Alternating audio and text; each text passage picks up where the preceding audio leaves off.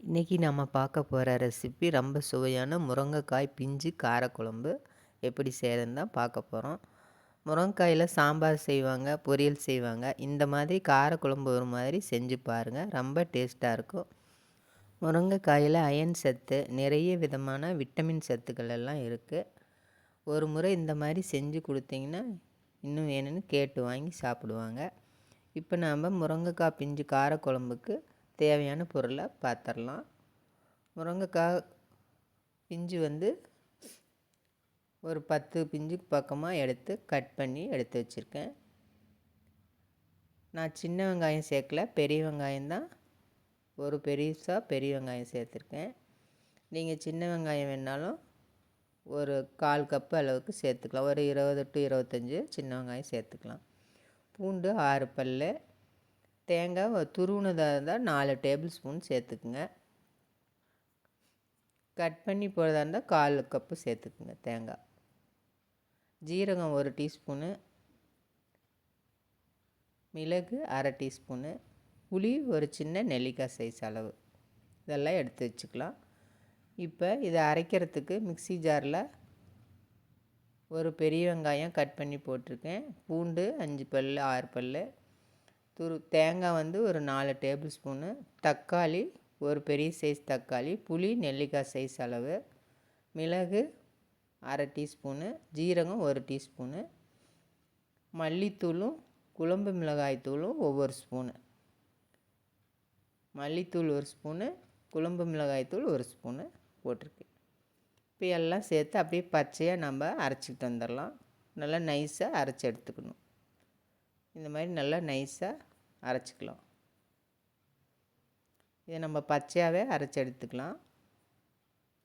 இப்போ ஸ்டவ்வில் ஒரு கடாய் வச்சுருக்கேன், அதில் 3 டேபிள் ஸ்பூன் எண்ணெய் சேர்த்துக்கலாம். எண்ணெய் நல்லா காஞ்சதும் 1 ஸ்பூன் கடுகு உளுந்து சேர்த்துக்கலாம். 1/4 டீஸ்பூன் வெந்தயம் சேர்த்துக்கலாம். இதெல்லாம் பொரிஞ்சு வந்தோடனே கருவேப்பிலை ஒரு கொத்து சேர்த்துக்கலாம். சின்ன வெங்காயம் ஒரு 10 சின்ன வெங்காயம் பொடியாக கட் பண்ணி சேர்த்துருக்கேன். பெருங்காயத்தூள் 1/4 டீஸ்பூன், இதெல்லாம் சேர்த்து நல்லா வதக்கிக்கலாம்.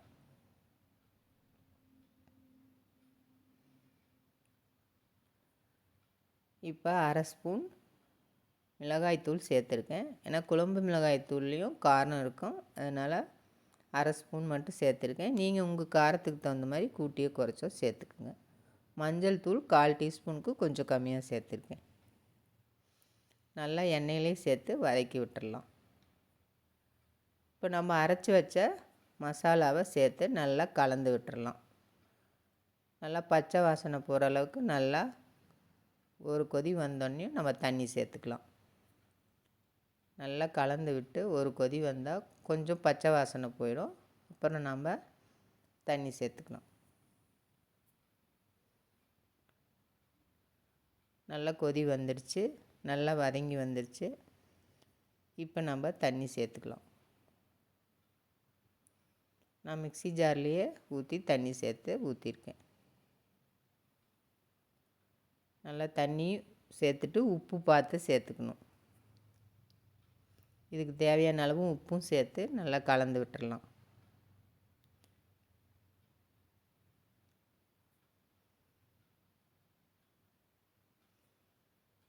நல்லா கலந்து விட்டு நல்லா கொதித்து பச்சை வாசனை போகணும். அதனால் ஒரு 2 நிமிஷம் மூடி போட்டு தட்டு போட்டு மூடி வச்சிடலாம். 2 நிமிஷம் நல்லா கொதிக்கட்டும், கொதித்து பச்சை வாசனை போகணும். இப்போ 2 நிமிஷம் ஆயிடுச்சு, நல்லா கொதித்து அந்த பச்சை வாசனையெல்லாம் போய் நல்லா மணக்குது குழம்பு. இப்போ நம்ம முருங்கைக்காய் பிஞ்சை சேர்த்துக்கலாம். நல்லா பிஞ்சாக இந்த மாதிரி எடுத்து கட் பண்ணி எடுத்து வச்சுருக்கேன் பாருங்கள். இப்போ இதை நம்ம உள்ளே சேர்த்துடலாம்.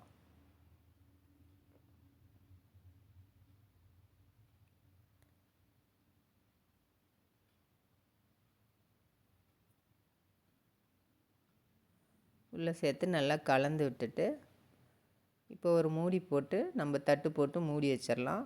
மூடி ஒரு 10 நிமிஷம் மீடியம் ஃப்ளேமில் வச்சு நல்லா வேக வச்சிடலாம். இப்போ 10 நிமிஷம் ஆயிடுச்சு பாருங்கள். முருங்கைக்காய் நல்லா வெந்து எண்ணெய் பிரிஞ்சு வந்திருக்கு. நல்லா கமகமன்னு வாசனையாக இருக்குது. நல்ல டேஸ்ட்டாகவும் இருக்கும். நல்லா சுட சுட சாதத்தோட நெய் விட்டு சாப்பிட்டிங்கன்னா அவ்வளோ அருமையாக இருக்கும். இப்போ மல்லி இலை தூவிக்கலாம். தூவி நல்லா கலந்து விட்டுட்டு ஸ்டவ் ஆஃப் பண்ணிடலாம். முருங்கைக்காய் நல்லா வெந்து வந்திருக்கும் பாருங்கள். பிஞ்சு முருங்கைக்காய் தானே, அதனால் நல்லா வெந்து சூப்பராக வெந்து வந்துடுச்சு. நல்லா வாசனையாக ரொம்ப சுவையாகவும் இருக்கும், டேஸ்ட்டாகவும் இருக்கும். இப்போ நம்ம வேறு பாத்திரத்துக்கு மாற்றிக்கலாம். இது இட்லி தோசை இதுக்கெலாம் கூட நம்ம வச்சு சாப்பிட்லாம். சாதத்தோடு வச்சு சாப்பிட்றதுக்கும் ரொம்ப நல்லாயிருக்கும். இந்த மாதிரி ஒரு முறை செஞ்சு பாருங்கள். இந்த முருங்கைக்காயில் அயன் சத்தும் இருக்குது, நிறைய விட்டமின் சத்துக்களும் இருக்குது.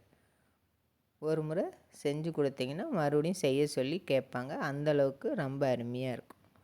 லைக் பண்ணுங்கள், ஷேர் பண்ணுங்கள், சப்ஸ்கிரைப் பண்ணுங்கள். நன்றி, வணக்கம்.